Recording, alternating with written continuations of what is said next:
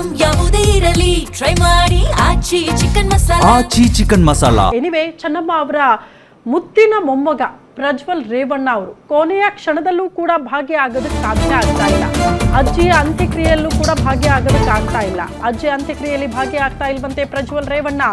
ಈ ತನಕ ಪೆರೋಲ್ಗೆ ಅರ್ಜಿ ಸಲ್ಲಿಸಲೇ ಇಲ್ವಂತೆ ಪ್ರಜ್ವಲ್ ರೇವಣ್ಣ ಮೇಲೆ 4-5 ಪ್ರಕರಣ ದಾಖಲಾಗಿದೆ. ಟ್ರಯಲ್ ಆಗ್ತಾ ಇದೆ ಕೋರ್ಟ್ನಲ್ಲಿ. ಒಂದು ಕೇಸಲ್ಲಿ ಮಾತ್ರ ಜೀವಾವಧಿ ಶಿಕ್ಷೆಗೆ ಗುರಿಯಾಗಿದ್ದಾರೆ ಪ್ರಜ್ವಲ್ ರೇವಣ್ಣ. ಇನ್ನುಳಿದ ಪ್ರಕರಣಗಳು ಕೋರ್ಟ್ನಲ್ಲಿ ಟ್ರಯಲ್ ಆಗ್ತಾ ಇದೆ ಇನ್ನೂ ಕೂಡ. ಹಂಗಾಗಿ ಪ್ರಜ್ವಲ್ ರೇವಣ್ಣ ಅವ್ರಿಗೆ ಪೆರೋಲ್ ನೀಡೋದಕ್ಕೆ ಅವಕಾಶವೇ ಇಲ್ವಂತೆ. ಅರ್ಜಿ ಸಲ್ಲಿಸಿದ್ರು ಕೂಡ ಪ್ರಜ್ವಲ್ಗೆ ಪೆರೋಲ್ ಸಿಗೋದು ಡೌಟ್. ಹಂಗಾಗಿ ಅವ್ರು ಸಲ್ಲಿಸೋದಕ್ಕೆ ಹೋಗಿಲ್ಲ. ವಿಡಿಯೋ ಕಾನ್ಫರೆನ್ಸ್ ಮೂಲಕ ಅವಕಾಶಕ್ಕೂ ಮನವಿ ಸಲ್ಲಿಸಿಲ್ವಂತೆ ಇಲ್ಲಿ ತನಕ. ಒಂದು ವೇಳೆ ಮನವಿ ಮಾಡಿದ್ರೆ ವಿಸಿ ಮೂಲಕ ವಿಡಿಯೋ ಕಾನ್ಫರೆನ್ಸ್ ಮೂಲಕ ಅಂತ್ಯಕ್ರಿಯೆ ದೃಶ್ಯಗಳನ್ನ ಕಣ್ತುಂಬಿಕೊಳ್ಳೋದಕ್ಕೊಂದು ಅವಕಾಶ ಇರುತ್ತೆ. ಹಿಂಗಂತ ಗ್ಯಾರಂಟಿ ನ್ಯೂಸ್ಗೆ ಅಲ್ಲಿನ ಅಧಿಕಾರಿಗೆ ಮಾಹಿತಿ ಕೊಟ್ಟಿದ್ದಾರೆ. ವಿಡಿಯೋ ಕಾನ್ಫರೆನ್ಸ್ ಮೂಲಕ ಅವಕಾಶ ಮಾಡಿಕೊಡ್ತೀವಿ, ಆದರೆ ಅರ್ಜಿ ಸಲ್ಲಿಸಬೇಕು. ಅದಕ್ಕೂ ಅವರು ಅರ್ಜಿ ಸಲ್ಲಿಸಿಲ್ಲ ಅನ್ನುವಂತಹ ವಿಚಾರವನ್ನ ಹೇಳಿದ್ದಾರೆ. ಪ್ರಜ್ವಲ್ ರೇವಣ್ಣ ಅವರು ಅಜ್ಜಿ ಅಗಲಿಕೆಯ ವಿಚಾರ ಗೊತ್ತಾಗ್ತಾ ಇದ್ದಂತೆ 2 ದಿನದಿಂದ ಒದ್ದಾಡ್ಬಿಟ್ಟಿದ್ದಾರೆ, ಕಣ್ಣೀರು ಹಾಕಿದ್ದಾರೆ. ಕಾರಣ ಮುದ್ದಿನ ಮೊಮ್ಮಗ ಹಾಕಿದ್ರು ಇವರು ಅಂತ. ಬಟ್ ಅಂತ್ಯಕ್ರಿಯೆಯಲ್ಲಿ ಭಾಗಿಯಾಗೋದಕ್ಕೆ ಸಾಧ್ಯ ಆಗ್ತಾ ಇಲ್ಲ. ಆದರೆ ವಿಡಿಯೋ ಕಾನ್ಫರೆನ್ಸ್ ಮೂಲಕ ಒಂದು ಅವಕಾಶ ಸಿಗುವ ನಿರೀಕ್ಷೆ ಇದೆ. ದೇವರಾಜು ಸರ್, ಈಗ ಆಸ್ಪತ್ರೆಯಲ್ಲಿ ಕೊನೆಯ ಕ್ಷಣ ಹೆಂಗಿತ್ತು ಚೆನ್ನಮ್ಮ ಅವರದ್ದು ಅನ್ನೋದ್ರ ಬಗ್ಗೆ ಒಂದಷ್ಟು ಚರ್ಚೆಗಳಾಗ್ತಾ ಇತ್ತು. ದೇವೇಗೌಡರು ಬಂದ್ರಂತೆ, ಕೊನೆ ಕ್ಷಣದಲ್ಲಿ ಅವರಿಗೆ ಅರಶಿನ ಕುಂಕುಮ ಇಟ್ಟರಂತೆ, ತದನಂತರದಲ್ಲಿ ಜೀವ ಹೋಯ್ತಂತೆ, ಹಿಂಗೆಲ್ಲ ಚರ್ಚೆಗಳಾಗ್ತಾ ಇದೆ. ತಾವು ಕೂಡ ಅಲ್ಲಿದ್ರಿ ಅಂತ ಹೇಳ್ತಾ ಇದ್ರಿ. ಹೆಂಗಿತ್ತು ಸರ್ ಅವರ ಕೊನೆಯ ಕ್ಷಣ? ಅಮ್ಮ, ಆ ಕೊನೆಯ ದಿವಸಗಳಿಗೆ ಹೋಗೋಕ್ಕಿಂತ ಮೊದಲು 2 ವರ್ಷ ಅಥವಾ 1.5 ವರ್ಷದಲ್ಲಿ ಅವ್ರ ಮನೇಲಿ ಒಂದು ಘಟನೆ ನಡೆಯುತ್ತಮ್ಮ. ಶ್ರೀಮತಿ ಚೆನ್ನಮ್ಮನವರು ದೊಡ್ಡವ್ರ ಹತ್ರ ಹೇಳ್ತಾರೆ, ನಾನು ಮುತ್ತೈದೆಯಾಗಿ ನಾನು ದೇಹತ್ಯಾಗ ಮಾಡಬೇಕು. ಪೂಜ್ಯ ದೇವೇಗೌಡರಿಗೂ ಸಹ ಗೊತ್ತಿರುತ್ತೆ, ಇವರು ಮುತ್ತೈದೆ ಹಾಗೆ ಸಹ ದೇಹತ್ಯಾಗ ಮಾಡ್ತಾರೆ ಅಂತಕ್ಕಂಥ ವಿಷಯ ಅವ್ರಿಗೆ ಗೊತ್ತಿರುತ್ತೆ. ಅವರು ಹೆಚ್ಚಿಗೆ ನಂಬ್ತಾ ಇದ್ರು ಅದನ್ನೆಲ್ಲ. ಸೊ ಅದು ನಂಬಿಕೆ ಅನ್ನೋದು ಅವ್ರ ವೈಯಕ್ತಿಕ ವಿಷಯಗಳು. ಸೊ ಆ ಸಂದರ್ಭಗಳು ಸಹ ಗೊತ್ತಿರುತ್ತೆ. ಆಗ ದೇವೇಗೌಡರು ಒಂದು ವ್ಯವಸ್ಥೆ ಮಾಡ್ತಾರೆ. ಅವರಿಗೆಲ್ಲೋ ಒಂದು ಕಡೆ ಸೂಚನೆ ಇತ್ತು ಅಂತ ಕಾಣುತ್ತೆ. ಏನು, ಪ್ರತಿ ದಿವಸ ಸಂಜೆ ಕನಿಷ್ಠ 1 hour, ಯಾಕಂದರೆ ನನಗೆ ಸೂಚನೆ ಎಲ್ಲಿ ಸಿಕ್ತು ಅಂತಂದರೆ, ಅವರು ಭಾಗವತ ಪಾರಾಯಣ ಮಾಡಲಿಕ್ಕೆ ಒಬ್ಬರು ನೇಮಿಸ್ತಾರೆ. ಜನರಲಿ ಭಾಗವತ ಪಾರಾಯಣ ಬೇರೆ ಸಂದರ್ಭದಲ್ಲೂ ಸಹ ಪಾರಾಯಣ ಮಾಡ್ತೀವಿ, ಆದರೆ ಅಂತಿಮ ದಿವಸಗಳೆಲ್ಲ ಅದನ್ನು ಕಡ್ಡಾಯವಾಗಿ ಪಾರಾಯಣ ಮಾಡ್ತೀವಿ. ಹಿಂದೂಗಳಾದ ಹೆಣ್ಣು ಮಕ್ಕಳು ಅಥವಾ ಗಂಡು ಮಕ್ಕಳು ಯಾರೇ ಇರಲಿ, ಮನೆಯಲ್ಲಿರ್ತಕ್ಕಂಥವರ ಅಂತಿಮ ದಿವಸಗಳ ಸೂಚನೆಗಳೇನಾರು ಮನೇಲಿ ಕಂಡು ಬಂದರೆ ತಕ್ಷಣವೇ ಭಾಗವತದ ಪಾರಾಯಣ ಮಾಡಿಸ್ತೀವಿ. ಇವರು 1.5 ವರ್ಷದಿಂದನೇ ಇದನ್ನು ಪ್ರಾರಂಭ ಮಾಡಿದರು. ಪ್ರತಿ ದಿವಸ ಸಂಜೆ ಒಬ್ಬರು ಬರ್ತಾಯಿದ್ರು, ಪಾರಾಯಣ ಮಾಡ್ತಿದ್ರು. ಅಮ್ಮ 1 hour ಅವರು ತಲ್ಲೀನರಾಗಿ ಆ ಒಂದು ಅನಾರೋಗ್ಯ ಪರಿಸ್ಥಿತಿಗಳು ಸಹ ಕುಳಿತುಕೊತಾಯಿದ್ರು. ಭಾಗವತ ಆಯಿತು, ಮತ್ತು ಭಗವದ್ಗೀತೆಯೂ ಸಹ ಪಾರಾಯಣ ಆಯಿತು.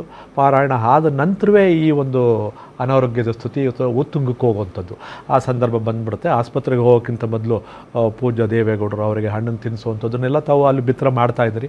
ಕೊನೆಗೆ ಅವ್ರಿಗೆ ನಮಸ್ಕಾರ ಮಾಡಿಕೊಂಡು ಅವರು ಆಸ್ಪತ್ರೆಗೆ ಹೋಗ್ತಾರೆ. ಧೈರ್ಯವಾಗಿ ಹೋಗು, ಏನೂ ಆಗಲ್ಲ ಅಂತಂದ್ಬಿಟ್ಟು. ಆದರೆ ಅವ್ರಿಗೆ ಏನು ಅನ್ನಿಸ್ತೋ ಏನೋ, ಅವ್ರು ನಮಸ್ಕಾರ ಮಾಡ್ತಿರೋ ಸ್ಥಿತಿ ನೋಡಿದ್ರೆ ಅವರು ಮನಸ್ಸಲ್ಲಿ ಅವರಿಗೆ ಆ ಭಾವನೆ ಬಂದಿರಬೇಕು ಅಂತ ಕಾಣಿಸ್ತದೆ. ನನಗೆ ಅನಿಸ್ತಾ ಇತ್ತು. ಆಸ್ಪತ್ರೆಗೆ ಹೋಗಿ 2 ದಿವಸ 3 ದಿವಸ ಆಗುತ್ತೆ. ಆಗೋ ಸಂದರ್ಭಗಳೆಲ್ಲ ಪ್ರತಿಯೊಂದನ್ನು ಗಮನಿಸ್ತಾ ಇದ್ದಾಗ ಅಲ್ಲಿ ಘಟನೆಗಳು ಒಂದೊಂದು ರೀತಿ ನಡೀತಾ ಇರ್ತವೆ. ಪ್ರತಿ ದಿನೇ ಆರೋಗ್ಯ ಕ್ಷೀಣಿಸ್ತಾ ಇರ್ತದೆ. ಒಂದು ಸಲ ಪರವಾಗಿಲ್ಲ, ಬದಲಾವಣೆ ಆಗ್ತಿದೆ ಅನ್ನೋ ಮಟ್ಟಿಗೆ ಕೊನೆ ದಿವಸ ಅಂತೂ ಅಮ್ಮ, ಆ ಒಂದು ಅಲ್ಲಿದ್ದಂತಹ ಎಲ್ಲ ಒಂದು ಇನ್ಸ್ಟ್ರೂಮೆಂಟ್ಸು ಸಹ ಇವರ ಆರೋಗ್ಯ ಸ್ಥಿರವಾಗಿದೆ ಅನ್ನೋದನ್ನೇ ತೋರಿಸ್ತಾ ಇತ್ತು. ಆ ಸಂದರ್ಭದಲ್ಲಿ ಒಂದು ರುದ್ರಾಭಿಷೇಕ ಆಗುತ್ತಮ್ಮ.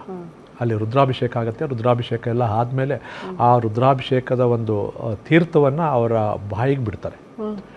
ಬಿಟ್ಟ ಕೇವಲ 10 ನಿಮಿಷದಲ್ಲಿ ಅವ್ರ ಪ್ರಾಣ ಪಕ್ಷಿ ಆರೋಗ್ಯ. ಅವರಿಗೆ ಮೊದಲೇ ಗೊತ್ತಾಗಿತ್ತು ಅಂತ ಗೊತ್ತಾಗುತ್ತೆ ಅಂತ. ಹೌದು, ಅಂದರೆ ಇವರೆಲ್ಲರೂ ಸಹ ಆ ಭಗವಂತನ ಕೃಪೆಗೆ ಪಾತ್ರರಾದಂಥವ್ರು ಅಥವಾ ದೈವಾನುಗ್ರಹ ಉಳ್ಳಂಥ ವ್ಯಕ್ತಿಗಳು ಇವರು. ಇವರು ದೊಡ್ಡವರ ಮನೆಗಳಲ್ಲಿ ದೊಡ್ಡ ಘಟನೆಗಳೇ ನಡೀತವೆ ಅನ್ನೋದಕ್ಕೆ ಇದು ಸಾಕ್ಷಿಗಳ ನನಗೆ ಅನಿಸ್ತಾ ಇರೋದು. ಇವಾಗ ದೊಡ್ಡವ್ರ ಮನೆಗಳಲ್ಲಿ ದೊಡ್ಡ ಘಟನೆಗಳೇ ನಡೀತದೆ. ಇಷ್ಟು ದೊಡ್ಡ ಕುಟುಂಬ ಈ ರೀತಿ ಬೆಳಿಲಿಕ್ಕೆ ಈ ಒಂದು ದೈವಾನುಗ್ರಹನೇ ಕಾರಣ. ಆ ದೈವದ ಆಚರಣೆಯನ್ನು ಇಷ್ಟರ ಮಟ್ಟಿಗೆ ಕಟ್ಟುನಿಟ್ಟಾಗಿ ನಿಯಮಬದ್ಧವಾಗಿ ಚಾಚೋತಪ್ಪದೆ ಮಾಡಿದ್ದ ಒಂದು ಫಲ ಅಂತ ನನಗನ್ನಿಸ್ತಾ ಇದೆಯಮ್ಮ.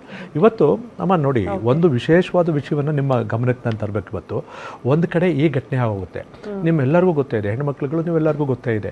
ಇವತ್ತು ನಮ್ಮ ಮನೆಯಲ್ಲೂ ಅಷ್ಟೇ, ನಮ್ಮ ಒಂದು ಧರ್ಮದಲ್ಲಿ ಏನಾಗುತ್ತೆ, ಯಾವುದೇ ಒಂದು ಕೆಲಸ ಆಗಬೇಕಾದ್ರೆ ಪ್ರೇರಕರು ಒಬ್ರು ಇರಬೇಕು, ಕಾರಕರು ಬೇರೆ ಇನ್ನೊಬ್ರು ಇರ್ತಾರೆ. ಅವರು ಪ್ರೇರಣೆ ಆದ ನಂತರವೇ ನಾನು ಕಾರ್ಯ ಮಾಡ್ಲಿಕ್ಕೆ ಆಗೋದು. ಆ ಪ್ರೇರಕ ಶಕ್ತಿ ಇವತ್ತು ಆ ಕುಟುಂಬಕ್ಕಿದ್ರೆ ಇವರೊಬ್ಬರೇ. ಅದರಲ್ಲೂ ಕುಟುಂಬಕ್ಕೆ ಮಾತ್ರ ಅಲ್ಲ, ನನ್ನ ಪಕ್ಷದ ನಿಜವಾದ ಪ್ರೇರಕ ಶಕ್ತಿ ಶ್ರೀಮತಿ ಚೆನ್ನಮ್ಮ ಅವರು. ಓಕೆ ಚೆನ್ನಮ್ಮಾಜಿಯವರೇ ನನ್ನ ಪಕ್ಷದ ಪ್ರೇರಕ ಶಕ್ತಿ. ನಮ್ಮ ಕಾರ್ಯಕರ್ತರಿಗೆ ಎಲ್ಲರಿಗೂ ಒಂದು ಅಪೇಕ್ಷೆ ಇತ್ತು 2028ಕ್ಕೆ ನಮ್ಮ ಭಾವನೆಯಮ್ಮ ಅದು. ನಮ್ಮ ಕಾರ್ಯಕರ್ತರು ಮುಖಂಡರಿಗೆ ಏನಿತ್ತು 2028ಕ್ಕೆ ಸನ್ಮಾನ್ಯ ಕುಮಾರಣ್ಣವರು ಮುಖ್ಯಮಂತ್ರಿ ಆಗ್ತಾರೆ, ಅವರನ್ನು ಇವರು ಪೂರ್ಣ ಪ್ರಮಾಣದಲ್ಲಿ ಆಶೀರ್ವಾದ ಮಾಡಿ ಒಳ್ಳೆ ಆಡಳಿತವನ್ನು ರಾಜ್ಯಕ್ಕೆ ಕೊಡಲಿ ಅಂತಕ್ಕಂಥದ್ದು ನಮ್ಮೆಲ್ಲರ ಅಪೇಕ್ಷೆ ಇತ್ತು. ಎಲ್ಲೋ ಒಂದು ಕಡೆ ಆ ದುಃಖ ನೋವು ನಮ್ಮಲ್ಲೆಲ್ಲೂ ಬೇರೆ ಆಗಿತ್ತು ಅಂತ ಆಗೋಯ್ತು. ದೇವರಾಜು ಸರ್ ಇಷ್ಟೊತ್ತು ನಮ್ಮ ಜೊತೆಗಿದ್ದು ದೇವೇಗೌಡರ ಕುಟುಂಬದ ಒಡನಾಟ ಮತ್ತು ಚೆನ್ನಮ್ಮ ಅವರ ಒಡನಾಟದ ಬಗ್ಗೆ ವಿಶೇಷತೆಗಳ ಬಗ್ಗೆ ತಿಳಿಸ್ಕೊಟ್ರಿ. ಧನ್ಯವಾದಗಳು ತಮಗೆ. Thank you. ದೇವರಾಜು ಸರ್ ಹೇಳೋ ಪ್ರಕಾರ ಚೆನ್ನಮ್ಮ ಅವರು ಲಕ್ಷಾಂತರ ಜನ ಮನ ಗೆದ್ದಿರುವಂತಹ ತಾಯಿ. ಆಕೆ ಒಂದು ಶಕ್ತಿಯಾಗಿ ನಿಂತಿತ್ತು ಆ ಕುಟುಂಬಕ್ಕೆ ಅಂತ. ಆ ಶಕ್ತಿನೇ ಕಾರ್ಯರೂಪಕ್ಕೆ ತರ್ತಾ ಇದ್ರು ಉಳಿದವರು ಅಂತ. ಆ ಶಕ್ತಿ ಇವತ್ತು ಕಳಚಿ ಬಿದ್ದಿರೋದ್ರಿಂದ ಅದು ತುಂಬಲಾರದ ನಷ್ಟ ಇಡೀ ಕುಟುಂಬಕ್ಕೆ ಅಂತ.